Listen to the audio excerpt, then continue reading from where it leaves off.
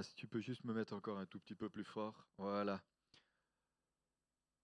Je voulais dire quelque chose, j'ai oublié. Ah, ça y est, ça me revient. Simplement pour le week-end qu'on aura la semaine prochaine, je compte sur vous pour être là.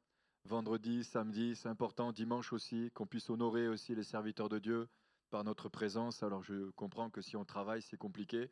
Mais si vous pouvez être là, ça serait quand même pas mal. Il y a ceux qui viennent de l'extérieur, nous rejoignent, ils font des kilomètres.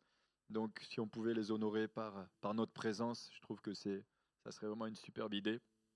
Et donc voilà, c'était juste pour vous rappeler que c'est un homme de Dieu que j'apprécie et il est responsable de 120 églises en Belgique. D'ailleurs, notre fils Salomé fait partie d'une de ces églises. Et voilà, c'est quelqu'un de dynamique dans le ministère, c'est quelqu'un qui est appréciable, c'est quelqu'un qui est aimé dans le ministère et c'est vraiment un homme de Dieu qui va partager des messages intéressants et pertinents. Amen. Je ne sais pas si vous l'avez su aussi, mais hier, il y a eu le baptême de Loyan. Alors, voilà, je vous le partage. Je sais que la famille est là. Pour ceux qui savent, Loyan, c'est le fils de Ridza et Kivan, qui sont à Madagascar depuis maintenant plusieurs années. Donc, il a décidé de se faire baptiser. Alors, c'est vrai, le seul regret que j'avais, c'est que on n'était pas là, mais on a pu suivre sur Facebook. Je sais que certains ont suivi, n'est-ce pas, la famille Niclin. Donc, je sais que les Rantonina étaient là aussi. Et cette semaine, Loyan m'appelle, me dit, voilà, pasteur, j'ai décidé de me faire baptiser, donc je voulais te le dire. Donc, ça m'a aussi touché, parce que je trouve que c'est tellement beau de voir nos enfants s'engager dans les eaux du baptême. Donc, j'en profite, ceux qui ne sont pas encore baptisés, faites-le, n'hésitez pas. C'est très, très important de, de se faire baptiser. C'est un acte d'obéissance, mais c'est aussi le témoignage de ce que nous avons vécu à l'intérieur avec notre Seigneur. Et c'est vrai que Loyan a 12 ans, mais il est déjà baptisé du Saint-Esprit. Donc, qu'est-ce qui empêche qu'il soit baptisé par immersion? Amen. Allez, je vous invite à vous lever. Si tu me mets encore un petit chouïa plus fort, s'il te plaît. J'aime bien quand c'est un petit peu plus fort. Voilà. Est-ce qu'on peut prier un instant? Dis à ton voisin, tu as bien fait de venir ce matin. Je vous sens comme un peu... Waouh! C'est voilà, les enfants, c'est la fin des vacances et je vous sens un peu je vais le dire comme ça, Flagelschmout. Hein? Voilà, c'est une joie de se retrouver dans la maison du Seigneur. C'est toujours un privilège d'être ensemble. C'est aussi une joie de pouvoir. Est-ce que tu peux encore saluer ton voisin, lui dire, tu as bien fait de venir ce matin dans la maison du Seigneur. Tu as bien fait de venir. Oui, je sais que tu es en train d'essayer de me briefer pour m'empêcher de trop marcher. T'as bien fait de venir, Eric, ce matin aussi. Vous avez bien fait d'être là. Allez, on va prier un instant. J'aimerais qu'on puisse prier aussi pour nos bien-aimés qui passent par des moments difficiles, qui ont des luttes, qui ont des combats, qui ont des difficultés, qui sont dans la souffrance, qui sont dans le deuil aussi. Seigneur, on veut te bénir et te rendre grâce et te remercier pour tous nos bien-aimés. Seigneur, qui passent par la souffrance, par la difficulté. Seigneur, nous voulons te prier ce matin encore de les bénir particulièrement, de les renouveler, de les fortifier, de les encourager. Tu les guéris pour ceux qui ont besoin d'être guéris. Seigneur, ce matin encore, nous voulons proclamer ta grâce. Seigneur, nous prions pour ceux qui sont en vacances, nous prions pour ceux qui sont en déplacement, que ta protection divine soit sur leur vie et sur leur cœur aussi, dans le nom de Jésus. Et nous te bénissons, Seigneur, c'est vrai, pour cet immense privilège que nous avons de pouvoir te servir, dans le nom de Jésus, et particulièrement de t'appartenir. Sois loué et béni. Bénis ce message. Étends ta main, Seigneur, qu'il soit esprit et vie, dans le nom de Jésus, qu'il ne retourne pas à toi sans avoir produit son effet dans les cœurs, dans le nom de Jésus. Amen. Amen. Soyez bénis. Je vous invite à prendre la parole de Dieu dans, dans 2 Timothée au chapitre 4, du verset 1 au verset 22. Comme vous avez pu vous en rendre compte, pour ceux qui ont suivi un petit peu les messages que j'ai partagés ces derniers temps, j'ai un petit peu, voilà, j'ai partagé plusieurs messages en ce qui concerne l'épître de Paul à Timothée. Et ce matin, j'aimerais aller encore un tout petit peu plus loin et partager encore un message voilà, qui va nous encourager les uns et les autres. Je pense qu'il va nous édifier aussi et qui va, j'espère pour certains, nous faire prendre conscience aussi que si parfois nous sommes abandonnés, c'est pas parce que nous avons un péché caché, c'est pas parce que nous avons un problème particulier, ce n'est pas parce que nous avons un mauvais leadership ou ce n'est pas parce que nous avons un sale caractère ou un mauvais tempérament, c'est simplement parce que parfois Dieu permet pour que lui puisse nous accompagner. Quand je dis bonne chose, dites Amen. Abandonné mais pas seul. Et le thème de mon message ce matin, c'est abandonné, mais pas seul. Tu peux être abandonné, mais pas tout seul. Par contre, si tu es abandonné et tu es tout seul, là, il y a un véritable problème. Mais tu peux être abandonné, mais pas tout seul. Et on va le voir. On va prendre 2 Timothée chapitre 4. 2 Timothée chapitre 4. Je t'adjure devant Dieu et devant le Christ Jésus qui doit juger les vivants et les morts, et au nom de son avènement et de son royaume, prêche la parole. Insiste en toute occasion, favorable ou non, convainc, reprend, exhorte, avec toute patience et en instruisant. Car il viendra un temps où les hommes ne supporteront plus la saine doctrine, mais au gré de leur propre désir, avec la démangeaison d'écouter, ils se donneront maître sur maître. Ils détourneront l'oreille de la vérité et se tourneront vers les fables. Mais toi, sois sobre en tout, supporte les souffrances, fais l'œuvre d'un évangéliste, remplis bien ton service ou remplis bien ton ministère. Je rappelle le contexte de cette épître. Paul s'adresse à Timothée, qui est son fils spirituel, un fils qu'il a engendré dans la foi, un fils qui a grandi dans une famille où la foi était manifestée, un fils spirituel qu'il a pris à ses côtés, il avait environ 16 ans, et un fils qu'il a formé dans le ministère. Certains diront qu'il a été reconnu comme pasteur, d'autres diront qu'il a été au début reconnu comme pasteur, comme évangéliste, et à la fin comme un ministère apostolique. Voilà ce qu'il lui dira au verset 6. Car pour moi, me voici déjà offert en libation, et le moment de mon départ approche. L'apôtre Paul avait une conscience bien réelle de là où il en était dans sa marche, et il avait aussi une bonne conscience de savoir que le temps pour lui était bientôt fini, et que le Seigneur Jésus allait le reprendre. J'ai combattu le bon combat, j'ai achevé la course, j'ai gardé la foi. Désormais, la couronne de justice m'est réservée. Le Seigneur, le juste me la donnera en ce jour-là, et non seulement à moi, mais à tous ceux qui auront aimé son apparition. Tâche de venir au plus tôt vers moi, car Démas m'a abandonné par amour pour le siècle présent. Alors en ce qui concerne Démas, si vous relisez l'épître de Paul à Philémon, vous verrez que Démas était et faisait partie de l'équipe apostolique de l'apôtre Paul, où il était un compagnon d'œuvre. Et on voit que dans l'épître de Paul à Philémon, on va faire juste une petite parenthèse, on verra que il est dit au verset, à partir du Philémon chapitre 1, de toute manière il n'y a qu'un chapitre, à partir du verset 22, il est dit « En même temps, prépare-moi un logement, car j'espère vous être rendu grâce à vos prières.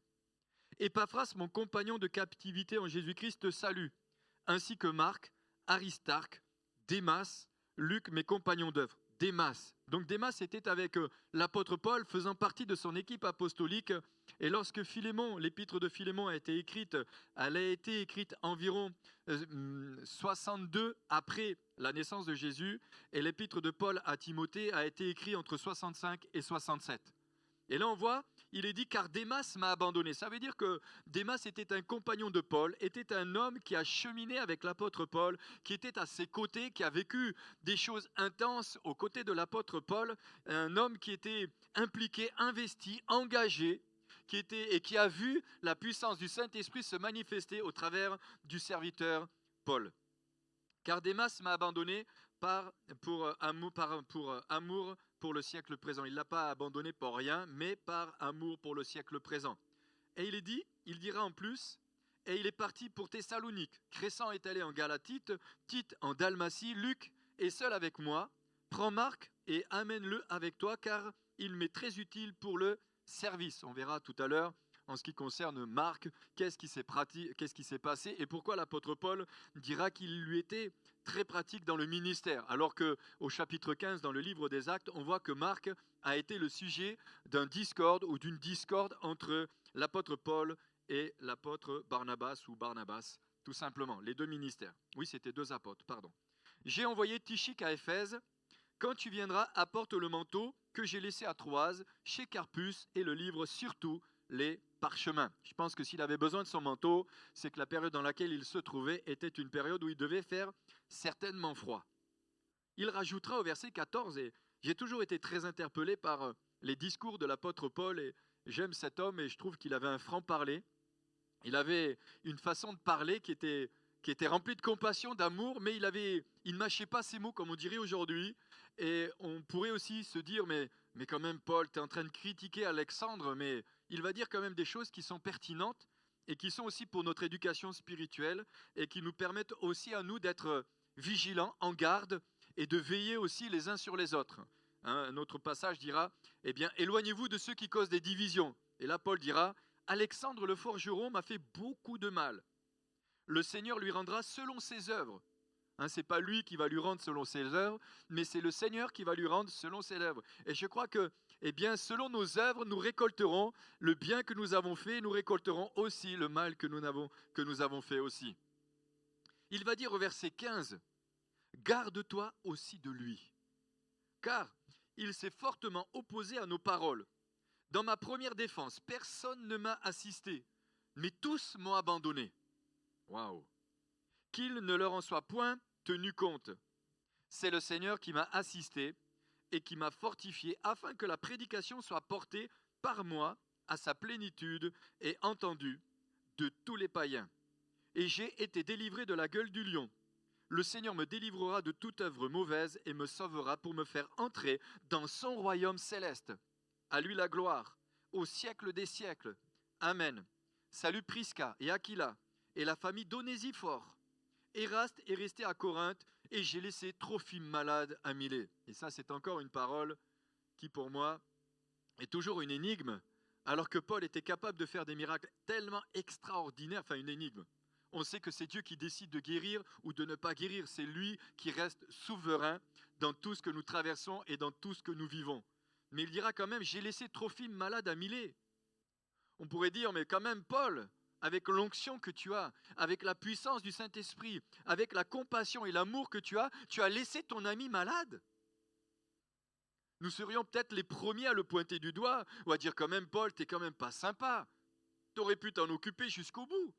J'ai laissé Trophime malade à Milet. Parce que Paul, il avait aussi, il était bien conscient qu'avant tout, eh bien, ses amis étaient entre les mains de Dieu.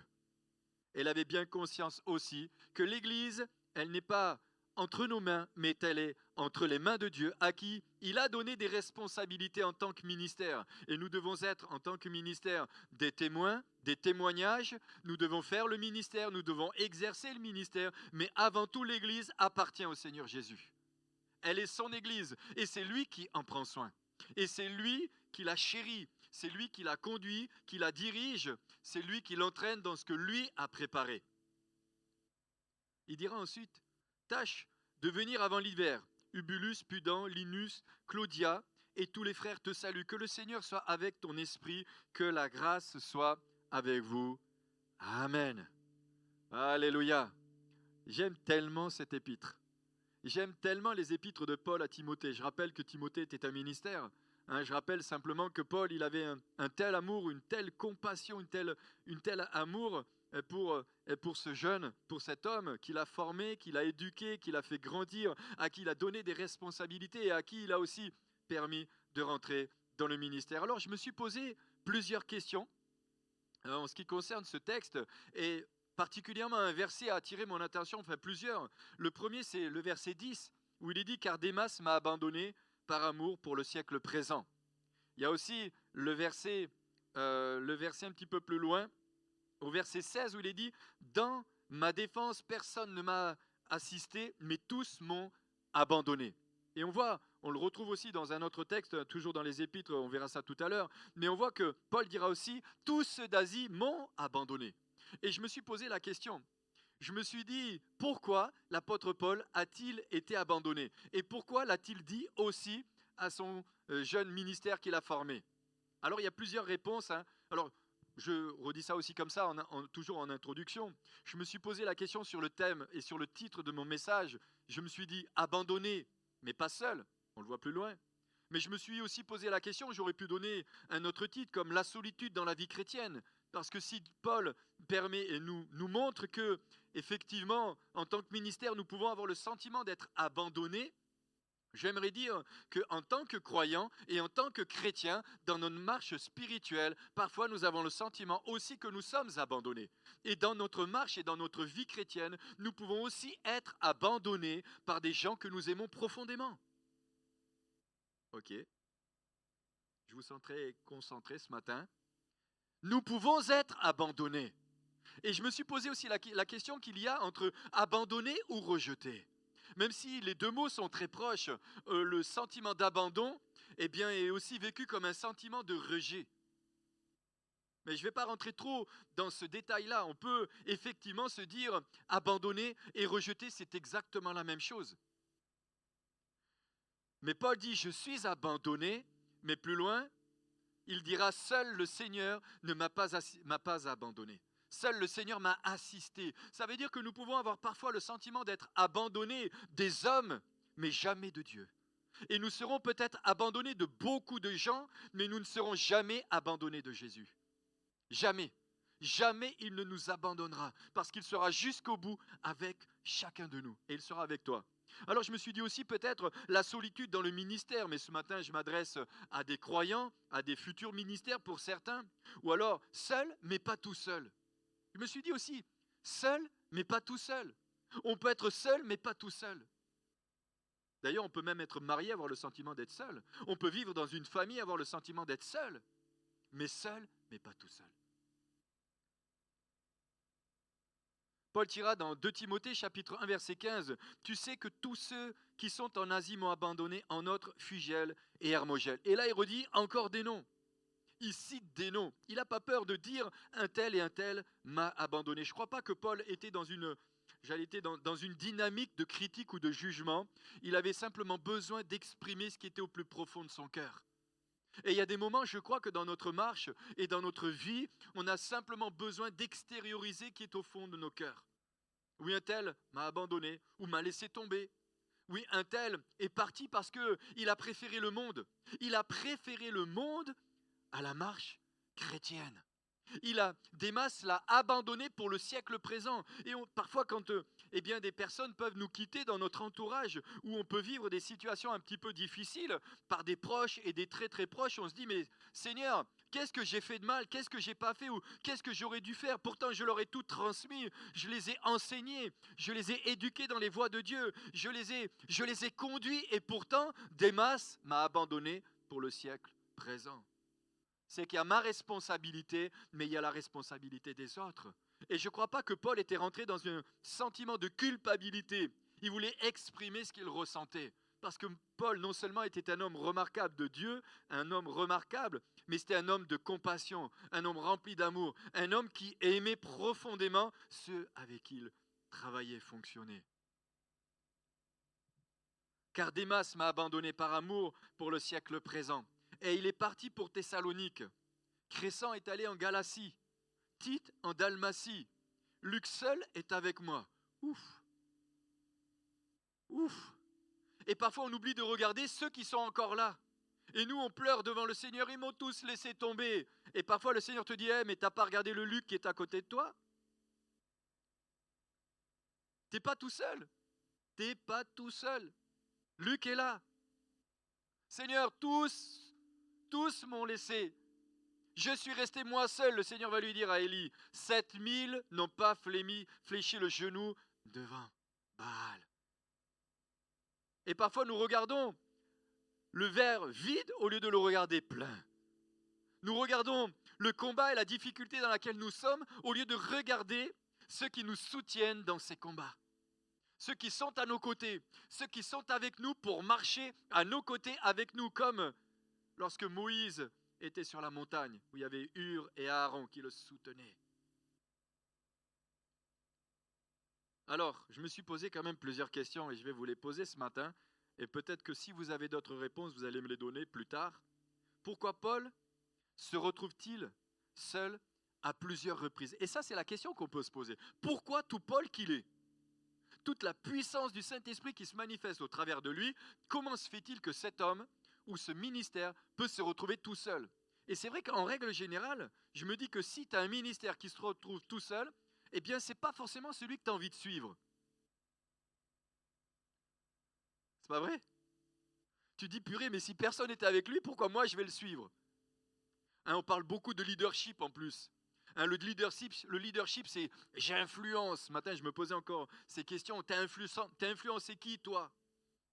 Et c'est vrai, quand tu regardes parfois et tu fais le constat des lieux, tu dis, un tel est parti, un tel est parti, un tel est parti, un tel est parti. Est-ce que tu crois que lui va partir, hein? Et là, tu te dis, waouh, c'est vrai. On a quand même le droit de se poser ce genre de questions. Mais en même temps, les gens te regardent et te disent, ouais, attends, toi, un tel t'a quitté, un tel t'a quitté, un tel t'a quitté. Je vais peut-être aller vers un tel, j'ai l'impression qu'ils sont plus nombreux avec lui. Je vais peut-être aller avec lui. Tous m'ont abandonné. Tous. Tous. Le Seigneur m'a assisté. Ah, je me suis dit, ah. Et ça, c'est une façon que nous devons avoir de bien réfléchir à la manière dont nous observons les choses.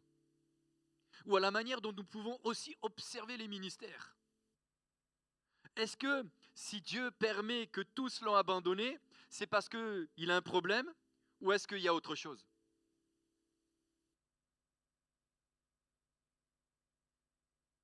Pourquoi s'est-il retrouvé seul?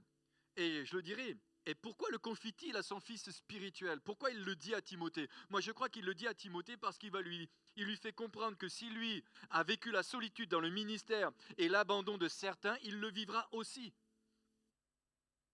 Et personne qui rentre dans le ministère ne pourra jamais,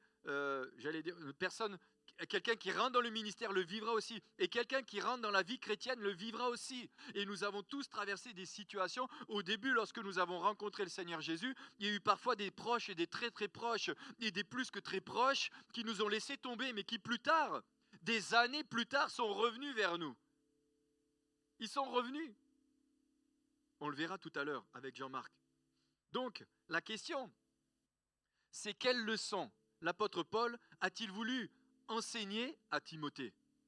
Quelle leçon a-t-il voulu lui enseigner? Et quelle leçon le Seigneur veut nous enseigner aussi? Regardons-nous à ce qui est en train de se produire extérieurement, ou ayons-nous l'intelligence spirituelle pour comprendre ce que Dieu est en train de faire? Vous savez, parfois, et je le dis comme ça avec tristesse, mais parfois certains nous abandonnent, mais c'est pour notre bien. C'est pour nous permettre d'aller beaucoup plus loin. C'est triste. Mais parfois, le fait que certains nous abandonnent ou nous laissent, ça nous permet d'aller plus loin, d'aller beaucoup plus loin, d'aller encore plus loin et d'aller plus haut et d'aller encore plus haut. C'est un petit peu comme une montgolfière, j'avais cette image. Cette montgolfière, pour qu'elle puisse s'élever et pour qu'elle puisse monter, eh bien, il faut lâcher du lest. Et parfois, il y a dans notre entourage, et on l'enseigne lorsque nous enseignons dans le leadership, il y a parfois, eh bien, dans notre entourage, des personnes qui sont plus comme des freins que comme des moteurs et qui nous poussent vers l'avant. Et je le dis comme ça. Et malheureusement, eh bien, il faut qu'il y ait cette séparation-là. Je ne parle pas de division, je parle de séparation. Pour que chacun puisse prendre l'envol qu'il doit prendre. Ça va? Alors, je me suis posé plusieurs questions. Pourquoi l'apôtre Paul a-t-il été abandonné? Je rappelle la différence entre abandonné et rejeté, même si je crois que certains l'ont rejeté. Ça fait partie de la vie chrétienne.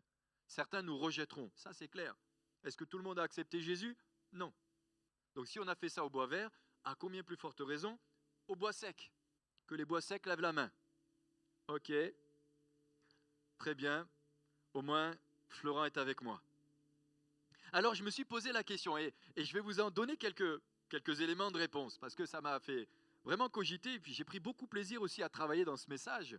Alors, premièrement, a-t-il été rejeté à cause de son tempérament? Quand on lit les Épîtres, quand on lit ce qu'il a écrit, on se dit waouh, waouh, waouh, le gars, il mâchait pas ses mots, hein. Ça décoiffait. Alors a-t-il été rejeté à cause de son tempérament? A-t-il été rejeté à cause de son leadership? Pour ceux qui ont côtoyé le Papa Burkhardt ou certains ministères qui avaient de l'envergure, c'était la croix ou la valise. Je ne sais pas si vous avez connu. C'était un ministère, c'était clair, c'est la croix ou la valise. Ou tu prends ta croix et tu me suis, ou tu prends ta valise et tu rentres à la maison. Et parfois, nous marchons avec des leaders qui ont un tel leadership qu'on sent que ça peut être difficile. D'ailleurs, Jésus dira à certains de ses disciples, « Et vous, est-ce que vous n'avez pas envie d'y aller aussi ?» Ouais, mais ces paroles, elles sont dures. Eh oui, mais la marche et la vie chrétienne, c'est pas une balade de santé. Nous, on nous enseigne maintenant que tu viens à Jésus et t'es guéri, t'es délivré, t'es restauré, et c'est la vie de miracle. Non, c'est pas ce que la Bible m'enseigne à moi. C'est prends ta croix et suis-moi. Prends ta croix et suis-moi. souffre pour l'évangile? Est-ce qu'aujourd'hui nous sommes prêts à souffrir pour l'évangile? Est-ce que nous sommes prêts à être là où Dieu nous veut et peut-être là où nous ne vous avons pas envie d'être? Prends ta croix et suis-moi. Aujourd'hui, l'évangile qui est annoncé, c'est un évangile de prospérité, c'est un évangile de bénédiction, c'est un évangile où tout va bien, c'est un évangile où il n'y a aucun problème. Mais moi, quand je lis ma Bible, je me rends compte que ce n'est pas tout à fait le cas.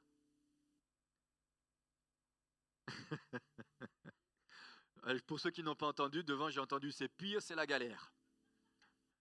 Voilà, comme ça tout le monde profite.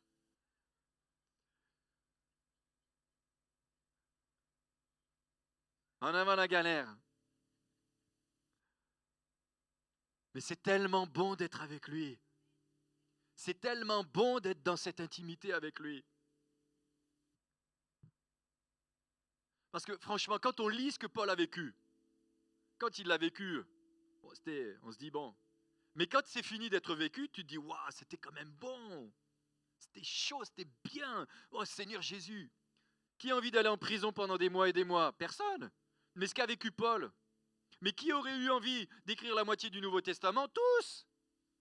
Mais il l'a écrit en prison.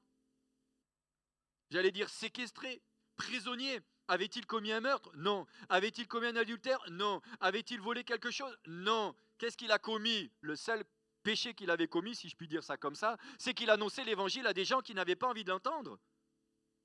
Voilà son problème. Alors avait-il un problème de leadership? Peut-être. Avait-il un problème de manque d'amour? C'est sûr que quand il dira aux sœurs, je ne permets pas aux femmes d'enseigner, c'est sûr qu'on pourrait dire, je ne reviens pas sur ce que j'ai déjà dit, mais on peut se poser un certain nombre de questions quand même. À cause de son franc-parler. Mais quand j'analyse le franc-parler de Paul, je me dis, est-ce que Jésus n'était pas aussi quelqu'un qui parlait franchement? Quand il dit à Pierre, arrière de moi Satan, il l'a secoué quand même. Vous vous imaginez, vous, Jésus, rempli de compassion? Et c'est vrai qu'il est rempli de compassion, de misère. Ah, mon petit Manu, qu'est-ce que je t'aime. Ah, ma petite... Arrière de moi, Satan. Waouh! Tu prends ça dans la figure, tu dis, waouh, Jésus, t'es là un peu fort quand même. Ou alors quand il dira aux religieux, race de vipères, ou quand il dira à ses disciples, jusqu'à quand serai-je avec vous? Mais c'est des paroles de Jésus. Ou alors quand il va rentrer dans le temple avec le fouet et qu'il va commencer à... Et là on se dit, waouh, Jésus, oh, t'es oraux. Avait-il un franc-parler qui dérangeait? Mais parfois, si nous ne sommes pas francs, c'est d'ailleurs ce qu'on nous reproche parfois, d'être trop francs, mais si on ne l'est pas, on nous le reproche aussi. Si tu es trop vrai, si tu es trop franc, si tu es trop direct, on te le reproche, mais si tu ne l'es pas, on va te le reprocher aussi. Parce qu'on a besoin d'entendre la vérité. Et Paul avait un franc-parler. Il parlait franchement. Il dira, je vous ai donné tout le conseil. Ça veut dire que quand il dit, je vous ai donné tout le conseil, il n'a rien caché. Il a tout dit ce qu'il fallait dire à l'église. Il a tout dit. Et je me rappelle un serviteur de Dieu qui disait, on prêche pour ceux qui ont envie d'entendre, pas pour ceux qui ne veulent pas entendre. Mais on prêche quand même pour ceux qui n'ont pas envie d'entendre. Peut-être qu'un jour Dieu va leur déboucher les oreilles. Et on s'attend à ça. Alors, encore un point sur lequel je me suis posé comme question, et ça c'est, on va aussi travailler sur ça. Avait-il un problème à cause du ministère que Dieu lui avait confié? Avait-il aussi un problème? Alors je ne sais pas si le mot problème est juste. Je dirais plus, avait-il des difficultés ou a-t-il été abandonné à cause du ministère qu'il exerçait? Ça, je le crois. Je l'ai dit et je le redis, l'apôtre Paul, ne mâchez pas ses mots et il n'hésitait pas à dire la vérité. Alors, je me suis posé la question quand même et nous allons voir 4 types de tempéraments que pouvait avoir l'apôtre Paul. Il y a 4 types de tempéraments, il y en a peut-être d'autres encore, et nous allons voir ça ensemble. Je vais essayer d'être assez rapide, bref. Et c'est des tempéraments que nous retrouvons encore aujourd'hui. Et quand tu vas regarder ton frère et ta sœur, tu peux dire, ah ouais, toi tu ressembles un peu à ça. Mais en même temps aussi, tu peux ressembler en même temps à ça. Et on voit que les tempéraments sont aussi mélangés. Vous allez voir de quoi je vais parler. Mais avant de parler des tempéraments, je vais parler des différences qu'il y a entre tempérament, caractère et personnalité. C'est important quand même. Hein. Ah voilà, devant vous. Pour ceux qui sont au fond, Mathurin a dit c'est pas la même chose. Et oui, c'est pas la même chose. Écoutez bien, le tempérament, c'est la combinaison de traits innés qui conditionnent au travers de son subconscient le comportement d'une personne. Si vous n'avez pas tout entendu, tout ce que j'ai dit, parce que j'ai parlé un peu vite, vous irez sur YouTube, Église Essentielle, YouTube, et vous pourrez réécouter le message. D'ailleurs, j'en profite, vous pourrez écouter aussi tous les autres. Amen? Ok, je continue. Le tempérament, c'est la combinaison de traits innés qui conditionnent au travers de son subconscient le comportement d'une personne.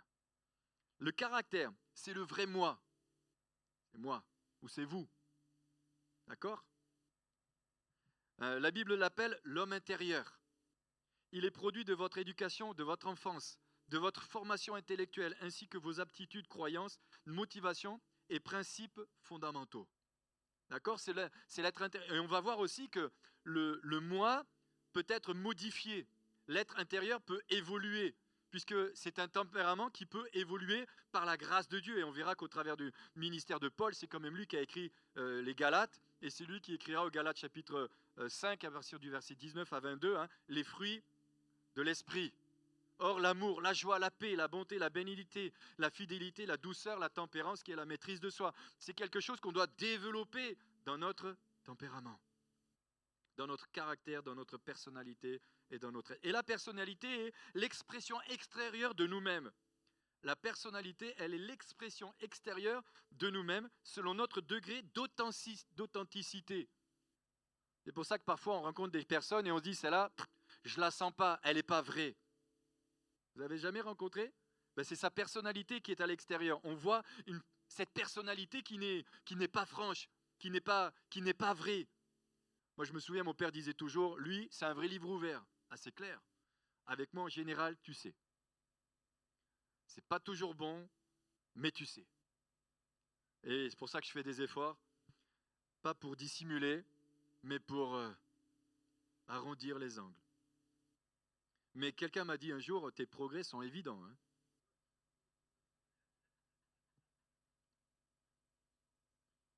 L'authenticité. Et dans l'Église, on doit aussi extérioriser une vraie personnalité. C'est pour ça que Paul dira aussi à Timothée, on le voit au chapitre 1, eh bien, je te recommande cet amour, d'un amour sincère. 1 Timothée, chapitre 1, verset. Le but de cette recommandation, c'est l'amour qui vient d'un cœur pur, d'une bonne conscience et d'une foi sans hypocrisie. D'une foi sans hypocrisie, une foi sincère. C'est quelque chose qui doit être extérieur. Ça marche? Donc, la personnalité est l'expression extérieure de nous-mêmes selon notre degré d'authenticité, être vrai. Et dans le Seigneur, on doit avoir un amour sincère, vrai, authentique. On doit s'aimer les uns les autres sincèrement, en vérité. En résumé, parce que le temps passe très vite, en résumé, le tempérament est la combinaison de traits innés, le caractère est notre tempérament civilisé, et la personnalité est le visage que nous montrons aux autres. Intéressant ça, hein? Ce que nous montrons aux autres. Alors Paul avait-il un problème de ce qu'il montrait aux autres? Ou est-ce qu'il avait un problème avec le ministère qu'il avait reçu? Ou est-ce qu'il avait un problème de leadership, de caractère? Son leadership était trop dur, raide? Ou est-ce que c'était un peu comme certains ministères, c'est prends la valise ou prends la croix, choisis. Mais je crois que la Bible, elle me dit aussi à moi, et elle nous dit à nous, que ce sont les violents qui s'emparent du royaume des cieux. Ce sont les violents qui s'emparent du royaume des cieux. Si tu as faim de Dieu, si tu as soif de Dieu, si tu es prêt à payer le prix, tu vivras de belles choses avec le Seigneur. Tu les vivras dans la souffrance, mais tu verras de belles choses. Si tu as soif, si tu as faim, si nous voulons voir des âmes se donner à Jésus, eh bien, c'est l'occasion d'évangéliser. Nous étions dans le sud encore la semaine dernière, on était allé chercher un truc chez le fleuriste, on s'est retrouvé avec chez le fleuriste en train d'évangéliser, on a cru qu'on n'allait plus partir. Mais c'est une joie de pouvoir annoncer l'évangile. En plus, il avait un chapeau de cow-boy. Bon, il faut que je fasse attention à ce que je dis parce que je lui ai donné une carte pour qu'il nous écoute. Peut-être qu'il va se reconnaître. Il m'a envoyé un petit mot. Hey, je suis le fameux fleuriste. Alléluia, donne ta vie à Jésus. Il me dit, je lis la Bible. Non, mais tu veux vivre des choses, mais vas-y. Le tempérament peut être changé. Paul l'écrit aux Corinthiens. Écoutez bien, le tempérament que nous avons peut évoluer et peut changer aussi. Parce que nous avons le Saint-Esprit. Parce que nous sommes nés de nouveau. Parce que le Saint-Esprit habite en moi et il habite en nous. Il dira dans 2 Corinthiens chapitre 5 verset 17, « Si quelqu'un est en Christ, il est une nouvelle créature. Les choses anciennes sont passées. Voici, toutes choses sont devenues nouvelles. » Alléluia. 2 Pierre 1,4, lesquels nous assurent de sa part les plus grandes et les plus précieuses promesses, afin que par elles vous deveniez participants de la nature divine. La nature divine de qui? De Christ. Christ en moi, l'espérance de la gloire. Si Jésus est en moi, il y a des transformations qui s'opèrent. Si quand j'ai rencontré Jésus, ceux qui sont autour n'ont rien remarqué, il faut se poser des questions. En général, quand tu rencontres Jésus, il se passe quelque chose. Tu ne peux plus être le même ou tu ne peux plus être la même. Il est dit en plus, en fuyant la corruption qui existe dans le monde par la convoitise. Seul l'Esprit de Dieu opère une transformation dans la vie d'une personne. Uniquement l'Esprit de Dieu qui opère la transformation. Alors, je voudrais voir maintenant avec vous 4 tempéraments fondamentaux. Peut-être certains vous les connaissez déjà, mais je voulais m'attacher quand même sur ça pour qu'on puisse creuser un petit peu sur le tempérament de l'apôtre Paul, ou pour quelle raison il s'est trouvé tout seul. Premièrement, le sanguin. Vous avez déjà entendu parler du sanguin, le guéluron. Il y en a qui en ont entendu parler déjà? Certainement, bon, j'avance. Le sanguin guéluron possède un tempérament chaud, optimiste, plein d'entrain et aimant la vie. Lorsqu'il prend une décision, ses sentiments dominent plutôt que ses pensées, des pensées réfléchies. Sanguin possède une capacité hors du commun à jouir de la vie et sa nature généreuse est généralement communicative. C'est pour ça que des fois dans notre entourage, on a des sanguins comme ça et ils ont une telle joie, ils nous communiquent la joie aussi. Je ne sais pas si vous avez déjà ce genre de... Pour ceux qui se connectent au Zoom, et quand Jean-Phi, qui est en Belgique, se connecte, vous restez 30 secondes avec lui, il a fait rire tout le monde. Toi, tu arrives, tu dis pourquoi tout le monde rit? Ah, il y a Jean-Phi. Bon, il va y écouter, je ne sais pas, mais il va se reconnaître. Et on a ce genre de personnage parfois dans l'entourage. À peine ils arrivent, tout le monde, c'est comme ça. Ils ont une joie de vivre, ils sont chauds, ils sont optimistes, ils sont pleins d'entrain, ils aiment la vie. Mais les sentiments dominent sur la réflexion. Ça, c'est plus conduit parfois par les émotions que par la réflexion. Ils possèdent une capacité hors du commun à jouir de la vie, etc. Ils sont généreux, communicatifs. Ils ne manquent jamais d'amis. Ce sont des gens, ils ont toujours plein d'amis. Ça vous dit quelque chose pour certains? Ils ont plein d'amis, ces gens-là. Ça ne veut pas dire que ce soit très profond, mais ils ont plein d'amis. Ça, c'est comme nous dans le Sud. On se fait une bouffe, 10 ans plus tard, on ne l'a toujours pas fait, mais on a plein de relations, plein d'amis. Le sanguin n'est jamais pris de court. Il parle souvent avant de réfléchir, mais en évitant sincèrement, son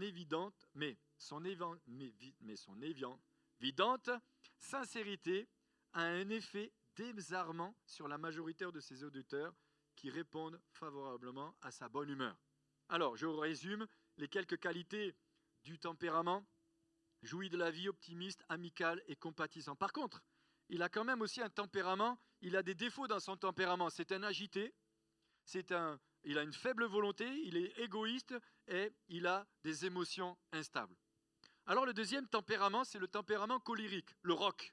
Alors, ça nous fait penser aussi un petit peu à Pierre, surtout quand on dit le roc. Et là, on retrouve un petit peu plus notre ami Paul dans ce tempérament. Ce tempérament, le roc, a un tempérament violent, rapide, actif, pratique et volontaire. Et lorsque Paul n'était pas en Jésus-Christ, eh bien c'est lui qui prend l'initiative d'aller voir ceux qui avaient des responsabilités pour récupérer des lettres, pour aller à Damas, pour aller persécuter les chrétiens. Il avait un tempérament violent. Il était là lorsque, Étienne a été lapidé. C'est un tempérament, je dirais, tempérament violent hors nouvelle naissance, qu'on soit bien d'accord. Mais un tempérament qui doit être transformé par la nouvelle naissance, transformé par la vie de l'esprit, mais ça n'empêche pas moins qu'il y a des traits dans ce tempérament qui sont bons dans l'œuvre de Dieu. Actifs, entreprenants. En général, les colériques sont des leaders nés. C'est des leaders nés. Je ne sais pas si c'est que moi tout seul, je suis à fond, mais... Ok, donc moi j'en peux encore. Donc je continue. Très souvent, il n'a besoin de personne. Il est indépendant. Et ça, c'est un danger. Ça, c'est un danger. Un indépendant est dangereux. Parce que quand on croit qu'on peut tout faire tout seul, on est en danger. Et Paul, on le voit dans son tempérament ou dans son caractère, il n'était jamais tout seul. Il y avait toujours des équipes avec lui. Il y avait des hommes, il y avait des femmes. Il était entouré de personnes qui l'accompagnaient dans le ministère qu'il exerçait. Il tend à être décidé et têtu. On retrouve ça dans Acte 15. Il y a un problème au sujet de Jean-Marc entre Barnabas et Paul. Barnabas voulait garder Jean-Marc. Jean-Marc voulait, on ne sait pas d'ailleurs s'il avait vraiment un problème. Toujours est-il que Paul ne voulait pas garder celui qui les avait laissés tomber. Il avait une telle pensée, j'allais dire. Alors, est-ce que c'était une pensée têtue? Je ne sais pas, mais c'était un homme de conviction. Et lorsqu'il avait une idée derrière la tête, il ne l'avait pas derrière la tête. Il ne l'avait pas ailleurs. Je cherchais... Ok, je continue. Mais ça ressemble vraiment à ce caractère, cet homme-là décidé, fonceur, cet homme volontaire, rapide, violent aussi. D'ailleurs, il le dira, on verra ça plus tard. Je ne bats pas de l'air. Lorsque je donne un coup de poing, c'est pas dans l'air. Waouh. Il n'était pas en train de parler qu'il était en train de taper quelqu'un, mais certainement que spirituellement, c'était qu'un batailleur. D'ailleurs, on le retrouve encore lorsqu'il parle de l'athlète. C'est lui qui parle de l'athlète dans les Corinthiens. J'avance. Alors, monsieur colérique prospère au sein de l'action. C'est quelqu'un d'actif. C'est un meneur, c'est un leader, c'est un fonceur. C'est quelqu'un qui est actif. Et Paul était dans ce caractère-là, dans ce trait-là. De fait, pour lui, la vie, c'est l'activité. Il n'a pas besoin d'être poussé par son entourage. Au contraire, il stimule son environnement de ses idées, de ses plans et de son ambition sans fin. On retrouve Paul dans ça. Je ne sais pas si vous êtes d'accord avec moi. Si vous ne l'êtes pas, tant pis. Mais si vous l'êtes, c'est bien, c'est mieux. Mais il était dans ça. Il n'avait pas besoin d'être poussé. C'était quelqu'un qui était actif. Son objectif, c'était annoncer l'évangile. D'ailleurs, il dira même, mon but, c'est de te connaître, toi, le seul vrai Dieu. Il dira même, oubliant ce qui est en arrière et me portant vers ce qui est en avant, je cours vers le but pour remporter le prix de la vocation céleste de Dieu en Jésus-Christ. Philippiens 3, 13 à 14. Je continue, j'avance. Son activité ne s'exerce pas au hasard et sans but. Il ne fléchit pas sous la pression de ce que pensent les autres. Et ça, c'est bon dans le ministère. Lorsque tu as un caractère comme ça, dans le ministère, ou un tempérament comme ça dans le ministère, c'est bon. Parce que tu fais ce que Dieu te demande de faire. Et tu peux résister à la pression. Et parfois dans l'église ou dans l'œuvre, il y a la pression. Il y a la pression des hommes, il y a la pression des ténèbres, il y a la pression dans le ministère. Mais tu ne lâches pas parce que Dieu t'a équipé d'un tempérament qui te permet de prendre les bonnes décisions, de ne pas toujours écouter tes émotions, mais d'écouter ce que le Saint-Esprit te demande de dire. Et ça peut te coûter l'abandon de gens que tu aimes. Oui. Oui. Ça peut te coûter l'abandon de certains. Parce que tu es ferme. Et on ne sait pas ce qui s'est passé entre Paul et Barnabas. Oui, on sait que, au sujet de Jean-Marc, Barnabas voulait garder Jean-Marc. Mais Paul, plus tard, dira, et c'est pour ça que lorsqu'on voit le leadership de Paul, on voit plus tard, et on l'a lu tout à l'heure, prends Marc avec moi parce qu'il m'est très utile dans le ministère. C'était un leader qui savait aussi se remettre en question. Il n'a pas peur de l'adversité. Elle tend à l'encourager. L'adversité, pour certains, va être un moyen de fuir, de reculer, de céder. Et pour d'autres, ça va être un moyen d'avancer. D'ailleurs, le Seigneur dira à Jérémie, « Je rends ton front plus dur que le diamant. Ils te feront la guerre, mais ils ne te vaincront pas. Ce n'est pas à toi de retourner vers eux, c'est à eux de revenir vers toi. » Jérémie lui-même, Jérémie chapitre 15, verset 19. « Ils te feront la guerre, mais ils ne te vaincront pas. » Jérémie avait aussi conscience que Dieu était avec lui et que Dieu était sa force. D'ailleurs, Paul dira encore à Timothée, ce n'est pas un esprit de timidité que je vous ai donné, mais un esprit de force, d'amour et de sagesse. Et c'est cet esprit en nous qui nous permet, au travers de l'adversité, d'aller de l'avant, malgré l'abandon. Malgré l'abandon. seul, mais pas tout seul. Il dit encore, mais parce qu'il va toujours de l'avant après que d'autres se soient découragés et abandonnés.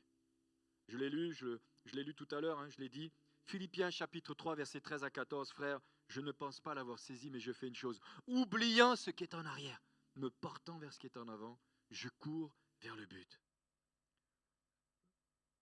Ce type de tempérament, c'est un tempérament de leader.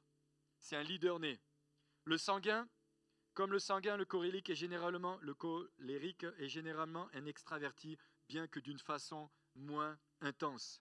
Alors, ses qualités, c'est forte volonté, pratique, leader, optimiste. Mais ses défauts, c'est un coléreux, c'est un cruel, c'est un fougueux et c'est insuffisant. Voilà. Paul avant, c'était quelque chose. Mais Paul après, il avait besoin encore d'être transformé. Mais qui n'a pas besoin d'être transformé? Qui lève la main, on va lui imposer les mains. On a tous besoin d'être transformés. Et on a tous besoin d'être changés. Mais Dieu peut nous utiliser dans le tempérament qu'il nous a donné. Et je crois que Dieu nous utilise en fonction du tempérament qu'il nous a donné parce qu'avec telle et telle personne, il va les utiliser plutôt dans tel et tel ministère. Ou avec telle et telle personne, il va les utiliser plutôt dans tel et tel domaine. Et c'est pour ça qu'on doit se voir et se regarder avec de la complémentarité parce que nous sommes tous différents. Heureusement que nous n'avons pas tous le même tempérament que Paul. Ni Pierre d'ailleurs. Ni Jacques. Ni Jean. Ni Manu. Ni Ludo, ni Simon, ni Agali, Florent, je ne vais pas tous vous citer, Priscille. On est tous tellement différents, mais tellement complémentaires. Et c'est ce qui fait la richesse. Et lorsque on étudie ces choses, on se rend compte que le corps est une diversité, mais une force réelle. Une force réelle, les uns à côté des autres, et les uns avec les autres. Et je comprends quand Paul dira, tous m'ont abandonné, parce que c'était un fardeau pour lui, c'était une souffrance pour lui. C'était une déception certainement. Et même si parfois on sait que ça va être un soulagement, c'est quand même une déception. Parce que quand on aime, ça nous fait toujours quelque chose, ou alors on n'aime pas. Mais un véritable berger, il aime. Il aime. J'avance. Et puis il y a le tempérament mélancolique, le maestro. Il est souvent considéré comme un tempérament noir ou sombre. En fait, il est le plus riche des tempéraments car il possède sa nature analytique, capable d'abnégation, doué, perfectionniste et d'une grande sensibilité émotionnelle. Le mélancolique est un ami très fidèle. Mais contrairement au sanguin, il ne s'en fait pas facilement. C'est tout des tempéraments. Et des fois, on a des gens comme ça autour de nous. On se dit, lui, tu as l'impression que la terre entière peut s'écrouler. Pour lui, il ne se passe rien. C'est incroyable. Et des fois, et les autres, pour le moindre truc, c'est l'angoisse, c'est le stress. Il est au bord de la dépression. Et c'est vrai que des fois, c'est un peu frustrant. C'est un peu frustrant de voir les différents. Mais c'est comme ça. Dieu nous a créés avec nos sensibilités, avec nos caractères, avec nos tempéraments. Alors, j'avance parce que j'aurais tellement de choses à dire. Les qualités, c'est sensible, perfectionniste, ami fidèle, esprit de sacrifice. J'aime ça, l'esprit de sacrifice. C'est un ami fidèle. Et on a besoin dans les équipes de leaders, dans les équipes apostoliques, on a besoin d'amis fidèles. On a besoin d'amis fidèles. Par contre, son défaut, c'est un égocentrique, pessimiste, morose et un vengeur. Waouh! Lui, il a besoin d'être sanctifié. Sanctifié. Je crois que dans le domaine du pardon, il doit y avoir des luttes parfois. Seigneur, pardonne-moi, pardonne-nous avant que je me fasse justice. Et il y a des tempéraments comme ça. Et quand on se connaît un petit peu, on se dit, ah, Seigneur, transforme-moi dans ce domaine. J'ai tellement envie de lui faire sa fête. Non, non et non. Des fois, on entend même des gens qui disent, Seigneur, donne-moi 5 minutes, juste 5 minutes. Non, tu ne peux pas. Et puis il y a le flegmatique, tempérament d'après Hippocrate, calme, frais, insouciant et équilibré. Pour l'heureux possesseur de ce tempérament, la vie est une expérience gaie, calme et agréable au cours de laquelle il évite autant que possible tout engagement. Et là, quand je réfléchissais à ça, je me dis, waouh, observe autour de toi qui a ce genre de tempérament. Prie pour qu'il s'engage. Prie pour qu'il soit transformé dans ce domaine. Il ne s'engage pas. Il te voit dans la galère. Hein. Il te voit souffrir. Hein. Non, il ne s'engage pas. Lui, il a autre chose à faire. Bon. Il est calme, il est insouciant. Aucune circonstance ne paraît troublée.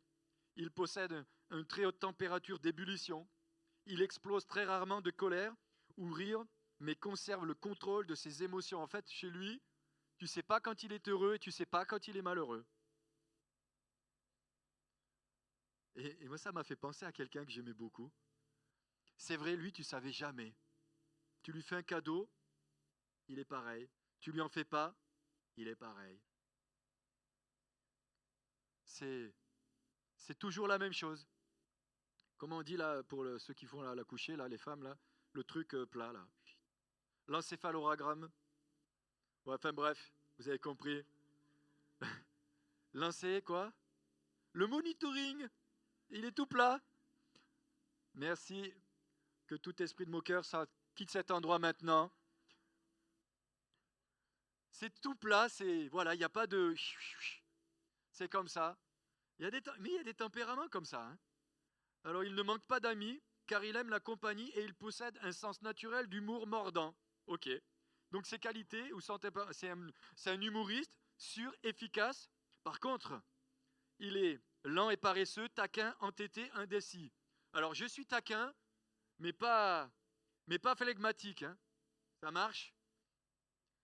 C'est là que j'ai dit que parfois on prend des choses des autres. Mais il est très taquin aussi. Il a beaucoup d'humour. Enfin bref, là j'avance parce que là on est parti et je vois que l'heure est déjà passée. L'apôtre, il va faire une déclaration fracassante. Tous m'ont abandonné. Waouh! Tu dis, oh Paul, qu'est-ce qui t'arrive? Pourquoi tu nous dis que tous t'ont abandonné? Il y a encore Luc. T'as envoyé Démas. Non, Démas est parti, d'accord? Mais qu'est-ce qui t'arrive? Qu'est-ce qui te prend? Paul a vécu le départ de ceux qui étaient avec lui comme un abandon.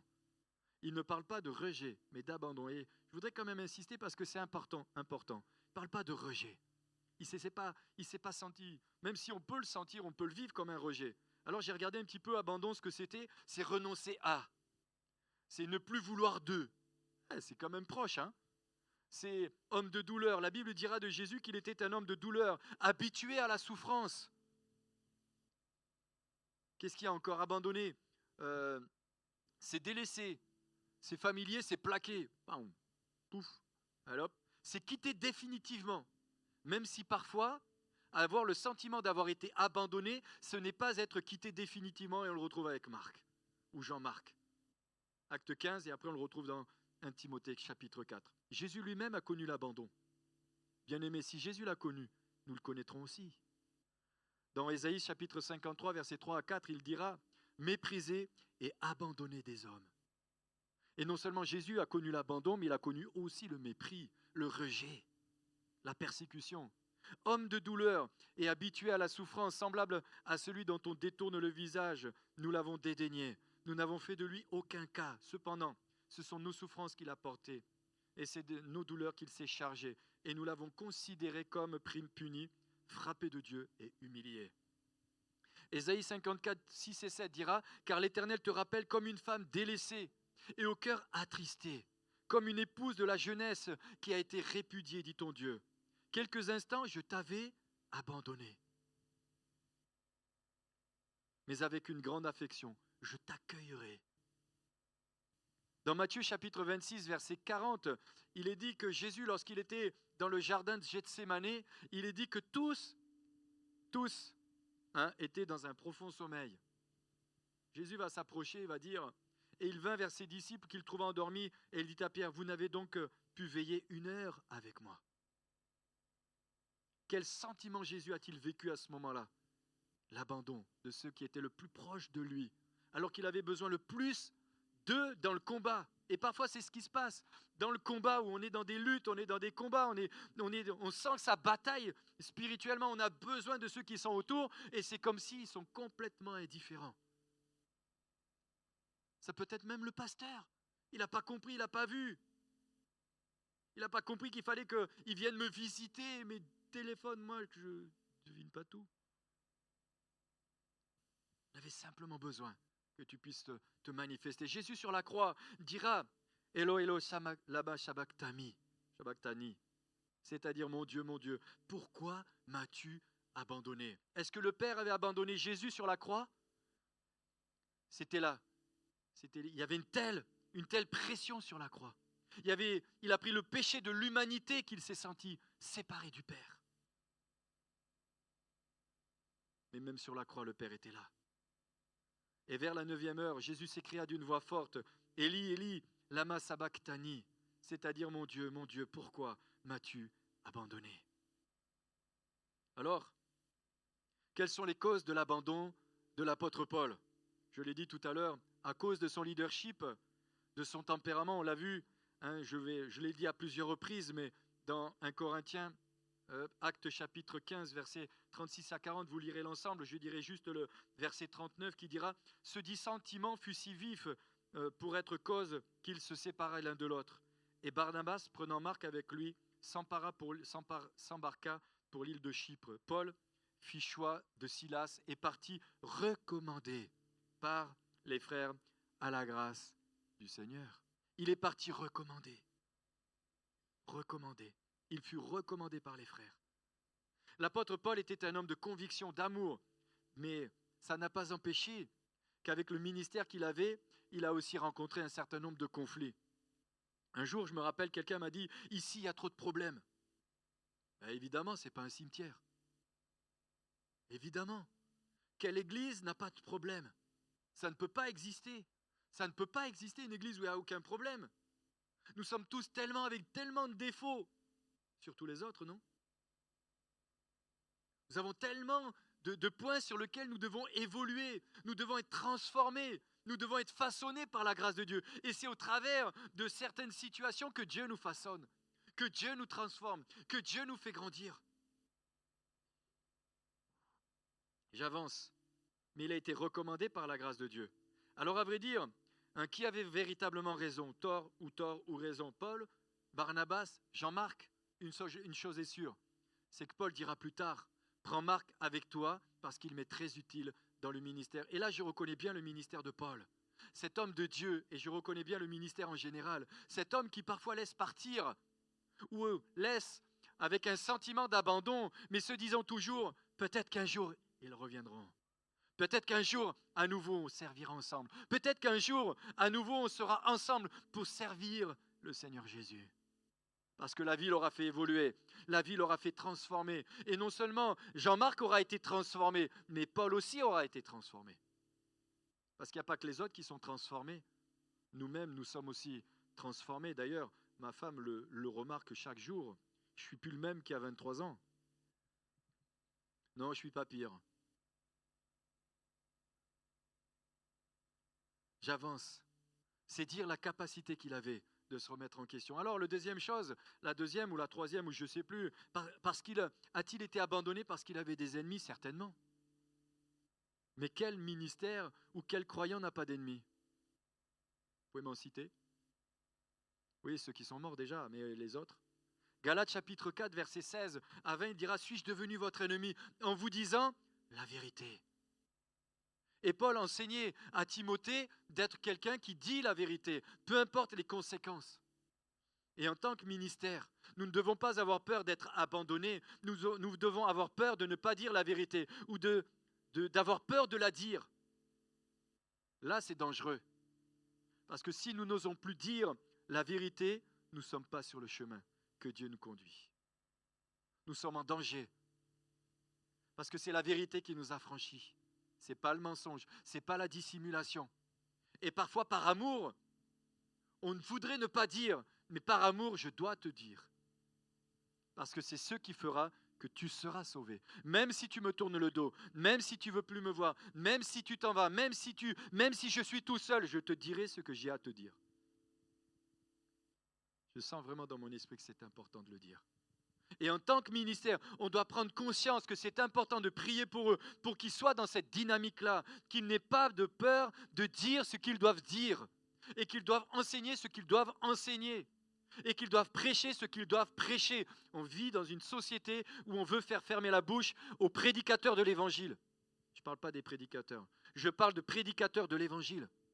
Ceux qui annoncent le message de l'Évangile. Et on doit annoncer le message dans l'Évangile dans son intégralité et dire ce qu'il faut dire. Il ne faut plus dire maintenant certaines choses. Il ne faut plus dire le concubinage est mal. Il ne faut plus dire que deux hommes qui sont ensemble ou deux femmes sont ensemble. Il ne faut plus dire parce que c'est mal. Il y a des choses qu'il ne faut plus dire. Mais on doit les dire parce que c'est ça qui affranchit. C'est ça qui libère. Et Paul dira, suis-je devenu votre ennemi en vous disant la vérité? Ils veulent vous détacher de nous.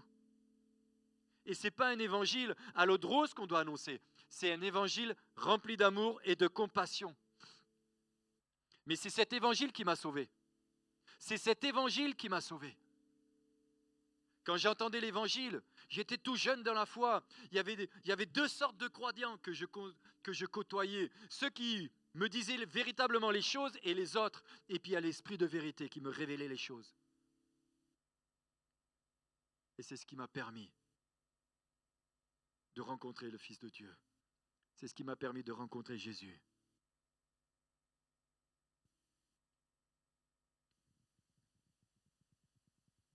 Suis-je devenu votre ennemi en vous disant la vérité? Seul, mais pas tout seul. Abandonné, mais pas seul. Abandonné, mais pas seul. Ça me rappelle une fois une histoire. Un jour, il y avait un homme, il est rentré dans une église avec un fusil. Et puis, lorsqu'il est rentré, il y avait un pasteur qui était là, et puis il a dit, quand il est rentré, j'ai un trou sur la suite. Vous avez entendu ma femme? Mais je me rappelle juste de la fin. Donc je vous rappelle la fin. C'est qu'à la fin, il a dit que les vrais chrétiens sortent, que les vrais chrétiens restent, et tous les faux chrétiens dehors. Donc tous les faux chrétiens sont sortis, ou enfin ceux qui, un certain nombre, il en restait juste une petite poignée. Toujours est-il que il a posé son arme et il a dit maintenant je sais que je suis avec des vrais chrétiens. Je sais que vous êtes des vrais chrétiens. Il s'est senti en sécurité. Bien-aimés, les incroyants ou ceux qui sont du monde, ils ont besoin de venir dans un endroit où il y a des vrais chrétiens, où il y a des vrais croyants, où il y a des hommes et des femmes qui annoncent véritablement l'évangile, qui n'ont pas peur d'annoncer le message de l'évangile, ils n'ont pas peur de dire quand c'est blanc et de dire quand c'est noir,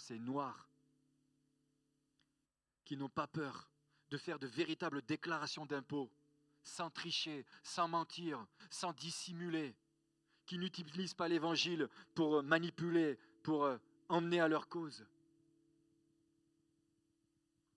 Suis-je devenu votre ennemi? Est-ce que Paul avait-il des ennemis à cause de la vérité qu'il enseignait? Certainement. Certainement. Et on le retrouve chez les Galates.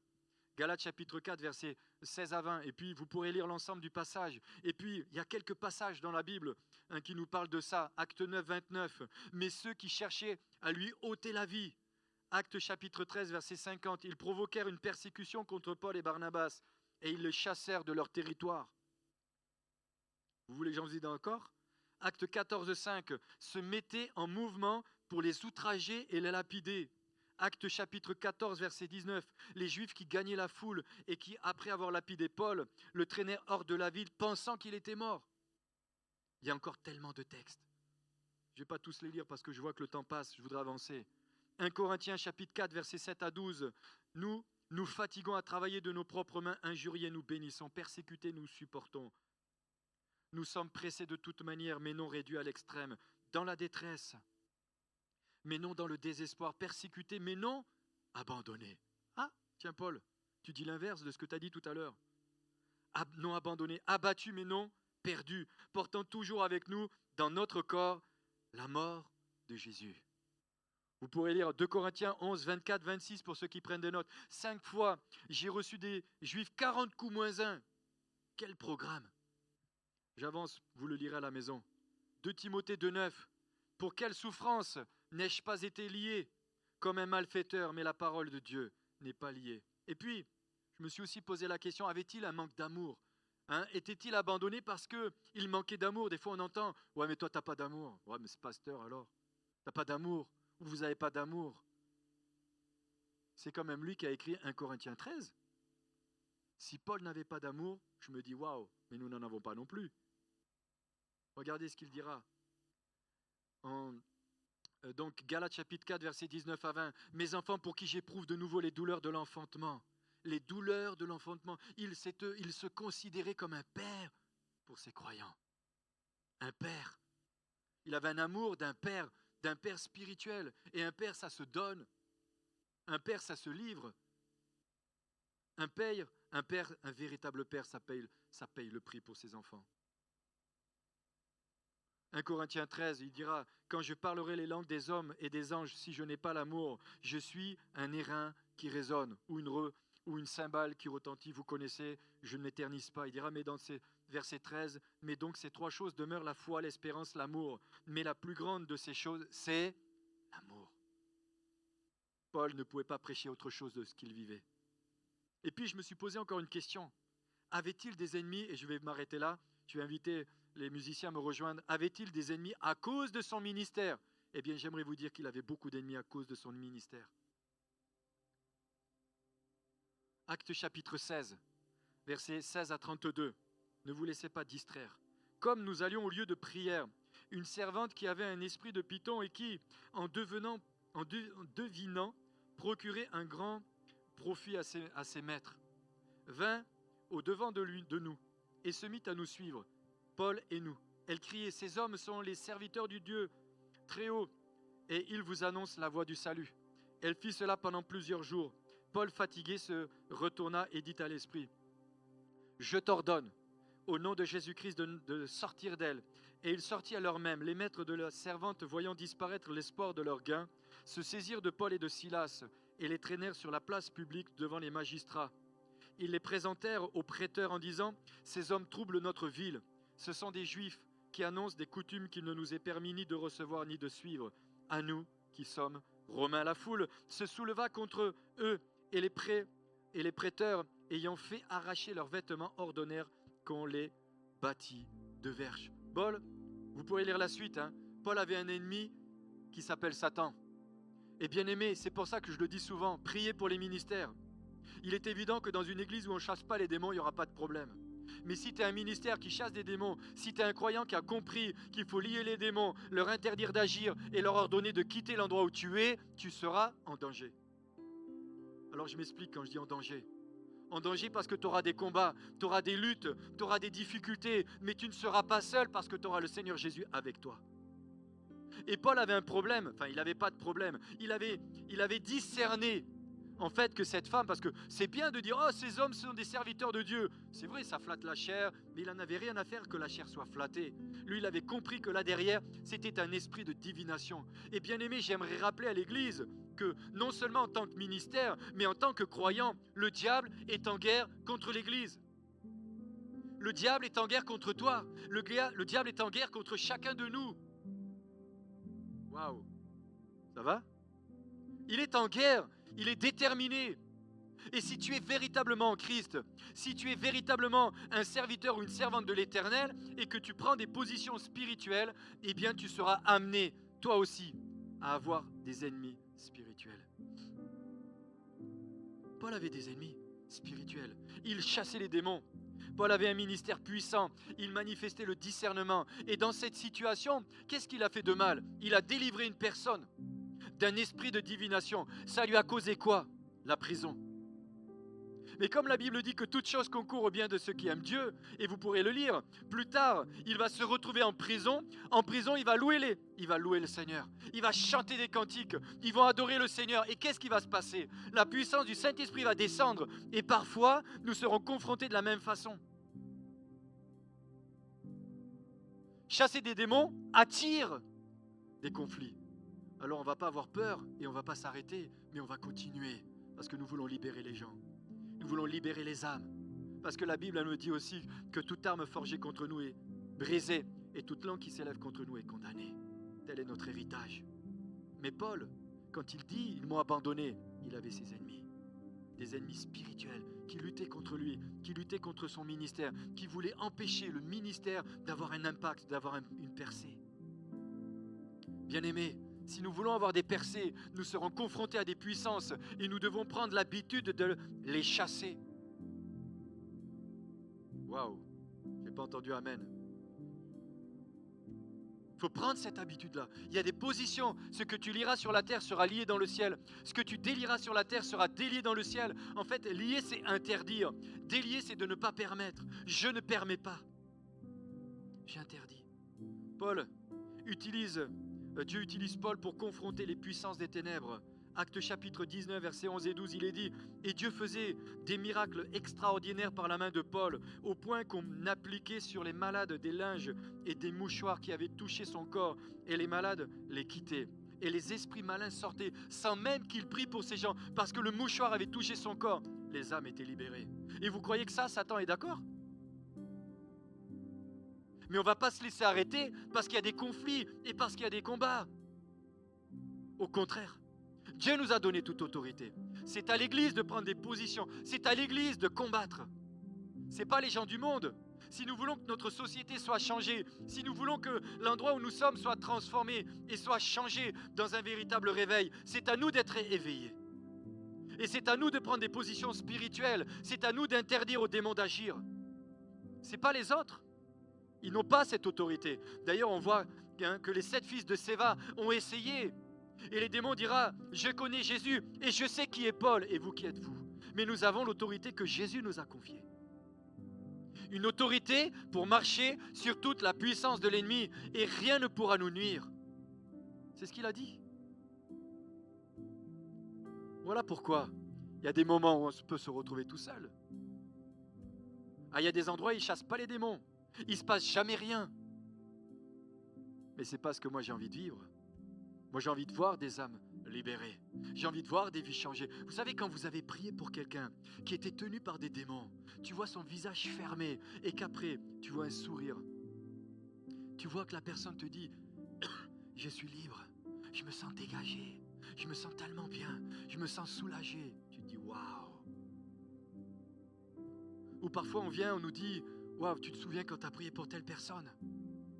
Mais tu verrais aujourd'hui, elle est complètement transformée. Elle évangélise, elle annonce l'évangile. Mais quelle joie! Quand Jésus a confronté ce démon de Gadara, où il y avait des légions en lui, que cet homme après, il est parti dans sa famille annoncer le bon message de l'évangile. Ils ont vu la différence. Et cette âme était libérée. Cette âme était délivrée. Elle était restaurée. N'ayons pas peur des combats. N'ayons pas peur de l'abandon ou des combats ou de la solitude. Ayons peur de ne pas faire ce que Dieu nous demande de faire. C'est ça qu'on doit avoir peur. Et Paul, ce n'était pas son problème ce qui se passait derrière. Lui, il a vu cette femme-là. Il a vu qu'elle était tenue par un esprit de divination.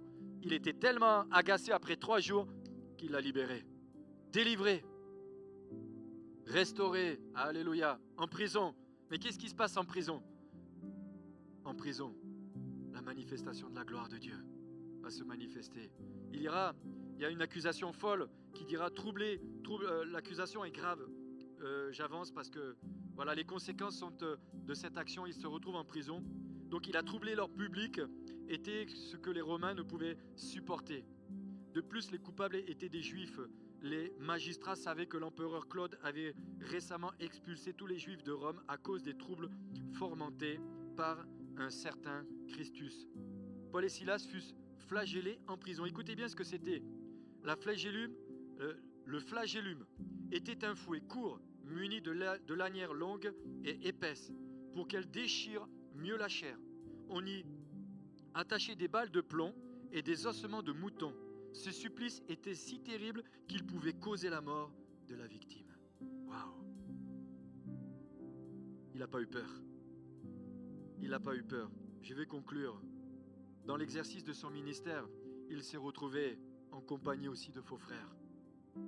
La persécution est pour ceux qui veulent vivre pieusement en Jésus-Christ.